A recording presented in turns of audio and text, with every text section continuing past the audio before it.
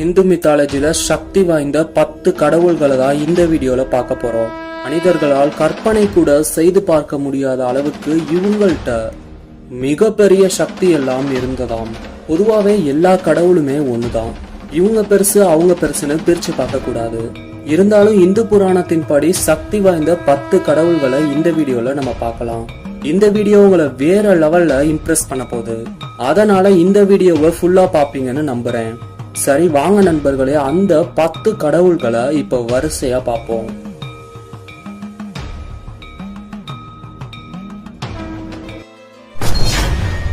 நம்ம லிஸ்ட்ல 10வது இடத்துல இருக்கிறது லார்ட் சூர்யா. என்னடா சூரியனை போய் கடவுளா சொல்றேன்னு நீங்க நினைக்காதீங்க. தமிழர்களுக்கு முக்கியமான தெய்வமாய் இருக்கிறது இந்த சூரியன் தான். தேவர்களின் அரசனான இந்திரனுக்கு சமமான சக்திகளை கொண்டவர் தான் இந்த சூரியன். சூரிய தேவனோட மனைவியால கூட அவரோட வெப்பத்தை தாங்க முடியல. அப்போ அவர் எவ்வளவு பவர்ஃபுல் காடுன்னு பாத்துக்கோங்க. அடுத்தது நம்ம லிஸ்ட்ல 9வது இடத்துல இருக்கிறது லார்ட் யமதர்மா, மரணத்தின் கடவுள். சூரிய தேவனோட பையன்தான் இந்த யமதர்மன். எருமைய வாகனமா கொண்ட இந்த யமதர்ம ராஜா தான் நரகத்தை ஆட்டி வைக்கிறவரு. பூமியில மனுஷங்க எப்ப சாவணும்னு இவர் தான் முடிவு பண்ணுவாரு. இவரோட பெயரை கேட்டாலே மக்கள் அஞ்சி நடுங்குவார்கள். ஆனா இவர் அவரோட கடமையை தான் செஞ்சு வராரு. நரகத்தின் அதிபதியான யமதர்ம ராஜாவை தர்மதேவன் என்றும் அழைக்கலாம். அடுத்தவர்களுக்கு துன்பம் கொடுத்து அது மட்டுமல்லாம மக்களை சித்திரவதை செய்யும் அரசர்களை, இந்த காலகட்டத்துல கொடுங்கோல் செய்து கொண்டிருக்கும் அரசியல்வாதிகளை தன்னோட பாச கயிற்றால் நரகத்துக்கு இழுத்து செல்வார் இந்த யம தர்மராஜா. இப்பேற்பட்ட சக்தி வாய்ந்தவர் தான் இந்த யமன். நம்ம லிஸ்ட்ல 8வது இடத்துல இருக்கிறது 7.5 கொடுக்கின்ற சனி பகவான் தான். இந்த சனி பகவானும் சூரிய தேவனோட புத்திரன் தான். பிறக்கும் போதே கருமை நிறத்தில் பிறந்ததால் தன்னோட அப்பாவான சூரிய பகவானால வெறுக்கப்பட்டவர்.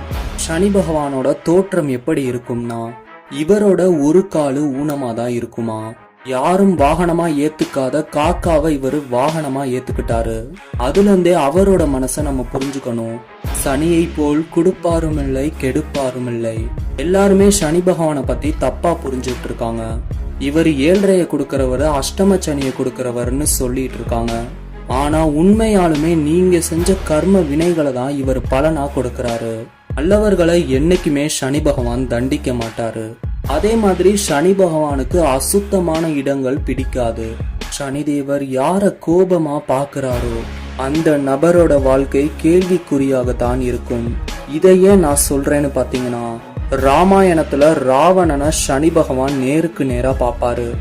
அதுக்கப்புறம் தான் ராமனோட கைகளால ராவணன் கொல்லப்படுவாரு. நீதியின் அரசனான சனி பகவான நம்ம தான் கோபப்படுத்தாம பாத்துக்கணும். நம்ம லிஸ்ட்ல 7வது இடத்துல இருக்கிறது ஒரு பெண் தெய்வம், திருமாலோட மனைவியான மகாலட்சுமி. ஐஸ்வர்யத்தின் கடவுளாக இருக்கும் இந்த மகாலட்சுமியை மக்கள் அதிகமாக பூஜை செய்வார்கள். மகாலட்சுமியை நான் ஏன் 7வது இடத்துல போட்டேனா, சுக்ராச்சாரியாரோட தங்கை தான் இந்த மகாலட்சுமி. பக்தியோட யார் மகாலட்சுமிக்கு பூஜை செய்யறாங்களோ, எவ்வளவு ஒரு ஏழ்மையான இடத்தில் பிறந்தால் கூட அவர்களோட வாழ்க்கையே மாறிவிடுமாம்.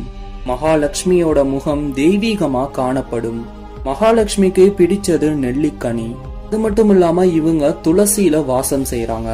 எந்த ஒரு இல்லத்துல துளசி செடி வளருதோ அந்த குடும்பத்துக்கு மகாலட்சுமியோட அருள் பரிபூர்ணமா கிடைக்குமா. ஆந்தைய வாகனமா கொண்ட மகாலட்சுமி தேவி ஹிந்து புராணத்தின் சக்தி வாய்ந்த கடவுளா திகழப்படுறாங்க. நம்ம லிஸ்ட்ல 6வது இடத்துல இருக்கிறது லார்ட் பிரம்மா. 4 முகங்களை கொண்ட பிரம்ம தேவருக்கு 4 கரங்கள் இருக்குமாம். படைப்பு கடவுளான பிரம்மதேவர் கிட்ட அவ்வளவு சக்திகள் கொட்டி கிடக்கின்றது. பிரம்மதேவருக்கு முதல்ல 5 தலை இருந்தது. இவரோட ஆணவம் காரணமாக சிவபெருமான் ஒரு தலைய துண்டிக்கிறாரு. பிரம்மதேவரோட கையில் வைத்திருக்கும் ஓலைச்சுவடியில இந்த பிரபஞ்சத்தோட எல்லா ரகசியமும் இருக்குதா. சத்தியலோகம் என்று அழைக்கப்படும் பிரம்மலோகம் தான் பிரம்மதேவரோட இருப்பிடமா இருக்கு. பிரம்மதேவரை பத்தி மேலும் சொல்லணும்னா, மிகப்பெரிய நாராயண பக்தனான நாரதரோட தந்தை. நம்ம லிஸ்ட்ல 5வது இடத்துல இருக்கிறது லார்ட் முருகா. 6 படைகளை வீடாக கொண்ட இந்த முருகப்பெருமாள் தேவர்களோட தளபதினு சொல்லலாம். அது மட்டும் இல்லாம தமிழர்கள் அதிகமா வழிபடக்கூடிய தெய்வம் எதுனா இந்த முருகப்பெருமாள் தான். தமிழ் புலவர்கள் அதிகமா முருகனை தான் புகழ்ந்து பாடி இருப்பாங்க. இவரோட கையில மிகவும் சக்தி வாய்ந்த வேல் உள்ளது. மயிலை வாகனமாக கொண்ட இந்த முருகன் தான் சூரபத்மனை வதம் செய்தார். பார்வதியோட கரங்களால கொடுக்கப்பட்டதுதான் முருகன்ட்ட இருக்கிற வேல். அழகென்றால் முருகன் தான்னு சொல்லுவாங்க. இப்பேற்பட்ட முருகன் இந்து புராணத்தின் மிகவும் சக்தி வாய்ந்த கடவுள். நம்ம லிஸ்ட்ல 4வது இடத்துல இருக்கிறது லார்ட் கணேஷ். எந்த ஒரு செயலையும் புதுசா செய்யணும்னா பிள்ளையார் சொல்லி போட்டுதான் நம்ம செய்வோம். இவரை நினைச்சு எந்த ஒரு செயலை செஞ்சாலும் அது வெற்றியில தான் முடியும். அன்னைக்கு தாய் தந்தை தான் உலகம் என்று சொல்லி தன்னோட இன்டெலிஜென்ஸை யூஸ் பண்ணி மாம்பலத்தை பெற்று கொண்டார் விநாயகர். சித்தி புத்தி விநாயகர் பார்ப்பதற்கு யானை முகத்தை கொண்டிருந்தாலும் ஞானம் உள்ளவர். மிகவும் கோபத்தை கொண்ட சிவபெருமானையை எதிர்த்து அன்னைக்கு தன்னோட தாய்க்காக யுத்தம் செய்தவர் தான் இந்த லார்ட் கணேஷ். சரி, நம்ம லிஸ்ட்ல 3வது இடத்துல இருக்கிறது லார்ட் ஹனுமன். இவரை எதுக்காக நான் 3வது இடத்துல வச்சேனா, தென்னாட்டுடைய சிவபெருமானோட அம்சமாவார் இந்த ஹனுமன். கேசரி புத்திரன், அஞ்சனை மைந்தன் என்று அழைக்கப்படும் இந்த ஆஞ்சநேயர் தான் அன்று ராவணனால் கட்டப்பட்ட இலங்கையை எரித்து சாம்பலாக்கினார். சின்ன வயசுல பலமென்று நினைத்து கொண்டு சூரிய தேவனையே முழுங்கச் சென்றார். தேவேந்திரனோட வஜ்ராயுதத்தால கூட இவரை ஒன்னும் செய்ய முடியல.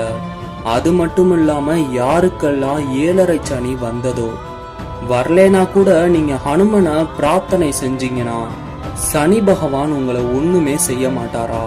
சனி தேவரை எதிர்க்கும் சக்தி கொண்டவர் தான் இந்த ஆஞ்சநேயர்.